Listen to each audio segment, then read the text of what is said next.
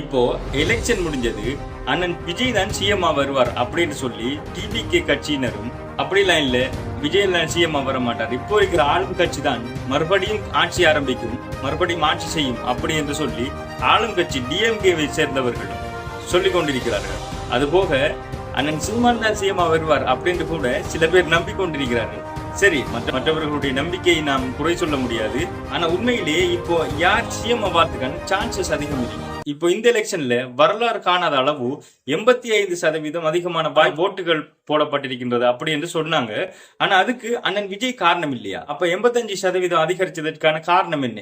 SIR அப்படின்னு சொல்லி ஒரு ரிவிஷன் அரசாங்கத்தால் எடுக்கப்பட்டது. இது எலெக்ஷனுக்கு முதல். அதுதான் இந்த 85% வாக்குகள் அதிகரிச்சதற்கான காரணமா? அதோட நான் இப்போ ஒரு புள்ளி விவரம் சொல்ல போறேன். இந்த புள்ளி விவரம் எக்ஸாக்டான கல்குலேஷன் அண்ட் லாஜிக்கல் ஆയിരിக்கும். சோ இந்த புள்ளி விவரத்தை வச்சு நீங்க கெஸ் பண்ண முடியும் இந்த எலெக்ஷன்ல யார் சிஎம் ஆவறதுக்கான வாய்ப்புகள் அதிகம் இருக்குன்னு சொல்லி. அந்த விஷயங்களை நீங்க தெரிஞ்சுக்கணும்னு சொன்னா இந்த வீடியோவை நீங்க ஃபுல்லா பார்க்கணும். ஃபுல்லா பார்த்தா தான் கடைசியில விளங்கும் யாரு சிஎம் ஆவறதுக்கான வாய்ப்பு அதிகம் இருக்குன்னு சொல்லி. சரி, இந்த விடயங்களை பார்க்கறதுக்கு முதல் உலகத்துல நடக்கக்கூடிய முக்கியமான நிகழ்வுகளை ஒரு நடுநிலையான நேர்மையான கண்ணோட்டத்துல நீங்க பார்க்கணும் அப்படின்னு சொன்னா உங்களுக்கு இந்த சேனல் தான் பெஸ்டா இருக்கும். சோ மறக்காம இந்த சேனலை சப்ஸ்கிரைப் பண்ணுவீங்க. இந்த வீடியோ சம்பந்தமான உங்களுடைய கமெண்ட்ஸையும் கீழே சொல்லிட்டு போங்க. இந்த வீடியோவையும் ஷேர் பண்ணுங்க. SIR ஸ்பெஷல் இன்டென்சிவ் ரிவிஷன், அதாவது வாக்காளர் பட்டியல் சரிபார்ப்பு. இத அரசாங்கம் எலெக்ஷன் வரதுக்கு முதலே செஞ்சிட்டாங்க. இது என்ன அப்படின்னு பார்த்தோம்டா, 2021 இந்த வாக்காளர்களுடைய எண்ணிக்கை 6,29,00,000 இருந்தது. இது 2021. இப்போ இந்த வாக்காளர் பட்டியல் சரிபார்ப்பு என்னன்னு சொன்னா, அதாவது மரணித்தவர்கள் இருப்பாங்க இல்லையா, அந்த காலப்பகுதியில் மரணிச்சவர்கள், அடுத்தது இரட்டை பதிவுகள் இருக்கும், ஒரு இடத்திலையும் பதியப்பட்டிருக்கும், இன்னொரு இடத்திலையும் அவர்களுக்கு வாக்கு பதியப்பட்டிருக்கும். அப்படியானதையெல்லாம் சரிபார்த்து அதையெல்லாம் இல்லாமாக்கி பிறகு இடமாறி சென்றவர்கள் அப்படியானவர்களை லிஸ்ட்ல இருந்து தூக்கினா கிட்டத்தட்ட அந்த வாக்காளர்களினுடைய எண்ணிக்கை குறையும். அப்படி வாக்காளர் பட்டியல் சரிபார்த்ததற்கு பிறகு 2021 6,29,00,000 இருந்த வாக்குகள் 2026 5,73,00,000 மாறுது. சோ மொத்த வாக்குகள் 2021 இருந்ததை விட இப்போ குறைவடைது.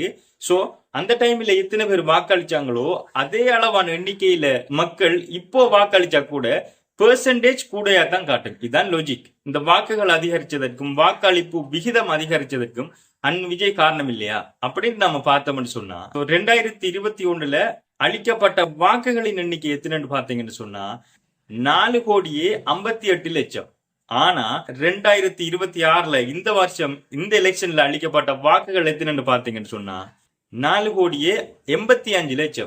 சோ எப்படியும் வாக்காளர்களினுடைய எண்ணிக்கை அதிகரிச்சு தான் காணப்படுது. இது கணக்க வச்சு பார்த்தா கிட்டத்தட்ட 25 லட்சம் இருந்து 27 லட்சத்துக்கு இடைப்பட்ட வாக்குகள் அதிகரிச்சிருக்கின்றது. சோ இந்த 27 லட்சம் அதிகரிப்பும் யார்? இந்த வருஷம் புதுசா வாக்காளர் ஐடி கிடைக்கப்பட்டிருப்பாங்களே அவங்களும் இதுல இன்வால்வ் ஆகுறாங்க. அடுத்தது போன எலெக்ஷன்ல யாருக்குமே வாக்களிக்காதவங்க இருந்திருப்பாங்க, ஒரு மாற்றம் தேவையா அப்படி என்று இருந்தவர்கள் இந்த எலெக்ஷன்ல வாக்களிக்க போயிருக்காங்க.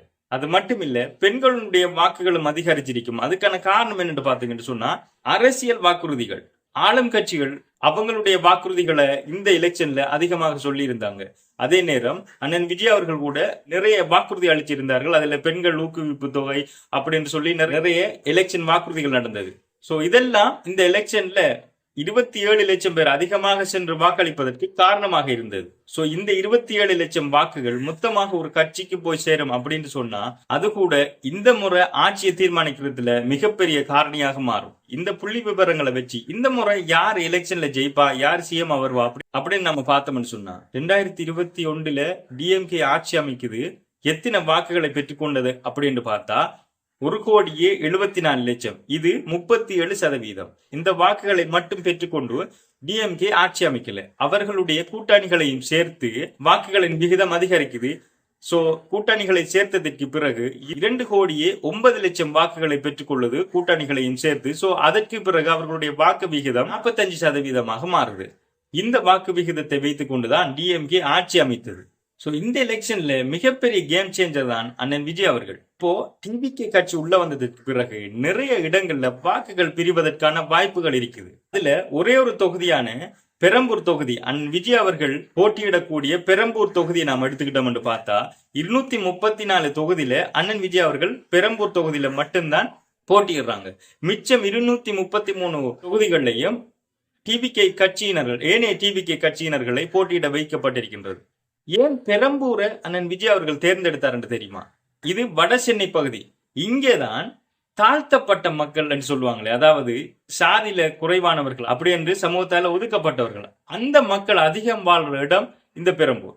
அது மட்டுமில்ல, இங்கேதான் அதிக எண்ணிக்கையிலான இளைஞர்கள் வாழ்கிறார்கள். இளைஞர்களினுடைய அதிகமான ஓட்டு அண்ணன் விஜய்க்கு தான் போய் சேருவதற்கான வாய்ப்புகள் அதிகம் இருக்கின்றது. போன முறை இந்த பெரம்பூர் தொகுதியில 2 லட்சம் வாக்குகளை மட்டும்தான் பெற்றுக்கொண்டது டிஎம்கே. அது கிட்டத்தட்ட 52%. அதே நேரம் ஏடிஎம்கே 27% அங்கு பெற்றுக்கொள்ளுது.